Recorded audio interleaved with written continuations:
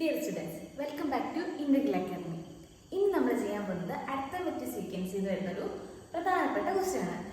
ഏത് SSLC exam എടുത്താലും ഇതുപോലെ ഒരു ക്വസ്റ്റ്യൻ അരിത്മെറ്റിക് സീക്വൻസിൽ നമുക്ക് എക്സ്പെക്ട് ചെയ്യാവുന്നതാണ്. Third term of an arithmetic sequence is 26 and its eighth term is 31.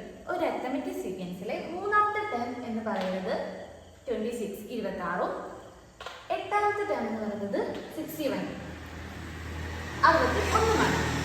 Find the common difference of the arithmetic sequence. ഈ arithmetic sequenceന്റെ common difference ആണ് നമ്മൾ കണ്ടുപിടിക്കേണ്ടത്. ഫസ്റ്റ് ടേം തന്നിട്ടില്ല, കോമൺ ഡിഫറൻസ് ഇല്ല. തേർഡ് ടേമും ഉണ്ട്, eighth ടേമും ഉണ്ട്. നമുക്കിതിന്റെ ആൻസർ എങ്ങനെയാണ് ചെയ്യുന്നത് നോക്കാം. ആൻസർ കോമൺ ഡിഫറൻസ് എങ്ങനെ നമുക്ക് കണ്ടുപിടിക്കാം? Common difference is equal to term difference by position difference.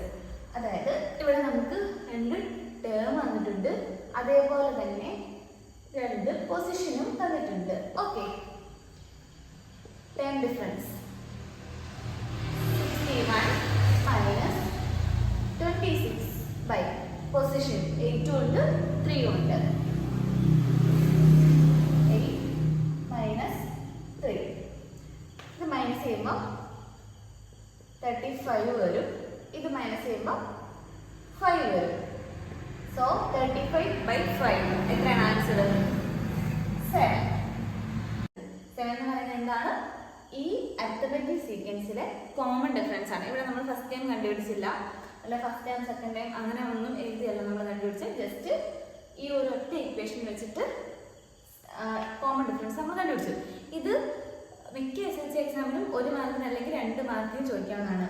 ഈ ക്വസ്റ്റ്യനകത്ത് തന്നെ ഒരു ഫസ്റ്റ് പാർട്ടും ഉണ്ട്, ഒരു സെക്കൻഡ് പാർട്ടും ഉണ്ട്. നമുക്ക് ഈ ക്വസ്റ്റ്യൻ്റെ സെക്കൻഡ് പാർട്ടിലേക്ക് പോകാം. What is it's first time? നമ്മളിവിടെ ഡി കണ്ടുപിടിച്ചായിരുന്നു. ഡി ഞാൻ ഈ ബ്രാക്കറ്റിൽ എഴുതി വെക്കാം. സോറി, കോമൺ ഡിഫറൻസ്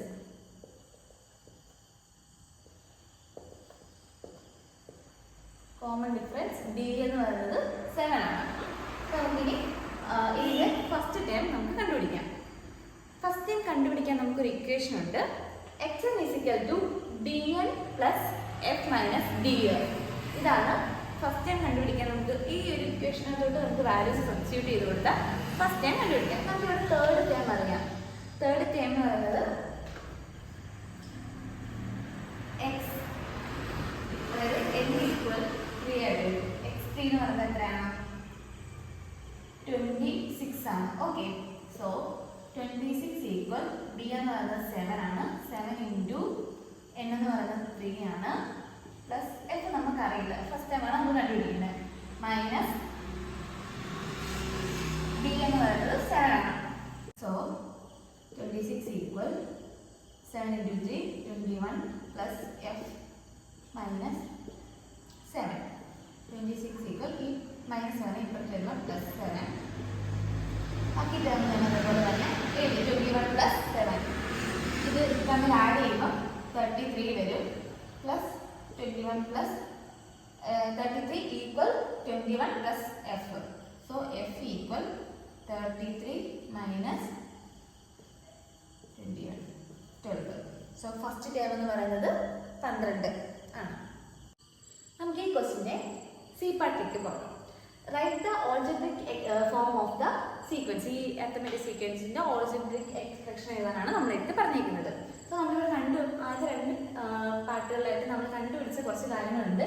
ഒന്ന് കോമൺ ഡിഫറൻസ് ഡി എന്ന് പറയുന്നത് 7 ആണ്. ഫസ്റ്റ് ടേം എന്ന് പറയുന്നത് 12 ആണ്. സോ നമുക്ക് നമ്മൾ നേരത്തെ എഴുതിയ സെയിം ഇക്വേഷൻ വെച്ചിട്ട് നമുക്ക് ഈ ക്വസ്റ്റ്യൻ ആൻസർ ചെയ്യാം. x is equal to dn plus f minus d. So x എന്ന് പറയുന്നത് 7 ആണ്. 7 into n plus first time 12 ആണ് മൈനസ് d എന്ന് പറയുന്നത് 7 ആണ്. എക്സ് എന്ന് വെച്ചാൽ എന്താണ്? എന്ത് ടേമാണ് നമ്മൾ കണ്ടുപിടിക്കുന്നത് അതെപ്പോഴും ഞങ്ങൾ മനസ്സിലാക്കുന്നത്. ഇത് 7, ഇത് മൈനസ് ചെയ്യുമ്പോഴത്തേക്ക് എന്ത് വരും? പ്ലസ് 5. സോ ഇതിന് ആൻസർ വന്നിട്ട് 7 പ്ലസ് 5 ആണ്. നമുക്ക് ഈ ക്വസ്റ്റ്യൻ്റെ സി പാർട്ടിലേക്ക് പോകാം. Find the sum of the first 50 terms of the sequence. So എങ്ങനെയാണ് ആദ്യത്തെ 15 പദങ്ങളുടെ ടേംസിന്റെ സം കാണുന്നത്, തുക കാണുന്നത്, ഇതാണ് നമ്മൾ കണ്ടുപിടിക്കാൻ പോകുന്നത്. ഇവിടെ നിങ്ങൾക്ക് പല പല ഇക്വേഷൻസ് ഉപയോഗിക്കാം. നമുക്കിപ്പോൾ ഫസ്റ്റ് ടേമും ഡിയും ഇവിടെ ഓൾറെഡി നമ്മൾ കണ്ടുപിടിച്ചിരിക്കുന്നത് കൊണ്ട് ഞാനിപ്പം ഏറ്റവും സിമ്പിൾ ആയിട്ടുള്ളൊരു ഇക്വേഷനാണ് എടുത്തേക്കുന്നത്. നമുക്കിനി ഈ ഇക്വേഷനിലേക്ക് വാല്യൂസ് സബ്സ്റ്റിറ്റ്യൂട്ട് ചെയ്ത് നോക്കാം. n, സോ n നമുക്ക് ഇവിടെ എഴുതണം. n എന്ന് പറയുന്നത് 15 ആണ്. Sn is equal to 15/2 into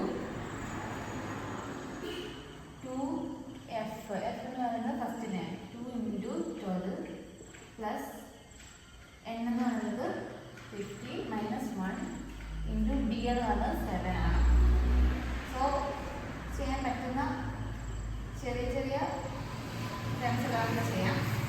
ഇത് വരുമ്പോൾ 24 പ്ലസ് ഇത് വരുമ്പോൾ 40, ഇത് ഇൻറ്റു 7 വരും.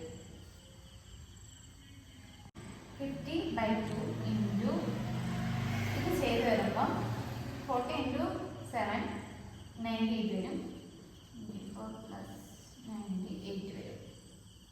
സോ നമ്മൾ 24 ഇതിലോട്ട് പ്ലസ് ചെയ്യുമ്പോൾ 50/2 ഇൻറ്റു 24 പ്ലസ് 98 പ്ലസ് ചെയ്യുമ്പം 122 വരും. നമുക്ക് ഇതിനെ രണ്ടിനെയും കൂടി കട്ട് ചെയ്യാം. 61 വരും. സോ നെക്സ്റ്റ് സ്റ്റെപ്പിൽ 50 ഇൻറ്റു 61 ചെയ്യാം. സോ 50 ഇൻറ്റു 61 ചെയ്യുമ്പോൾ 50 വരും. ഇതാണ് ഡി പാർട്ട് ക്വസ്റ്റിൻ്റെ ആൻസർ. സോ ഇത് മൊത്തം 4 പാർട്ട് ഉണ്ടായിരുന്നു. ഇത് വളരെ സിമ്പിളായിട്ടുള്ളത്. നിങ്ങൾക്ക് ഇവിടെ ഏത് ഇക്വേഷൻ വേണമെങ്കിലും ചെയ്യാം. ഞാൻ ഒരു സിമ്പിളായിട്ടുള്ളൊരു ഇക്വേഷൻ വെച്ചിട്ട് ചെയ്തു എന്നുള്ളതേ ഉള്ളൂ.